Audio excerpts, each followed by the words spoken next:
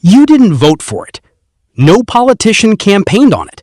It never showed up as a line item on your paycheck.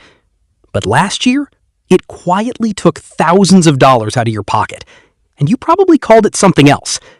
Maybe you called it the cost of living going up. Maybe you just felt poorer and couldn't explain why.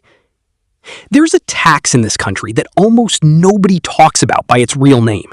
It doesn't need Congress to approve it. It doesn't need an IRS form. It just happens. Every year. Quietly. Almost invisibly. It's called inflation. And calling it rising prices is like calling a flood a bit of extra water. Why this matters now. Here's the part that should bother you. Over the last few years, the U.S. government and the Federal Reserve created trillions of new dollars to fund stimulus checks, wars, bailouts, and everyday government spending.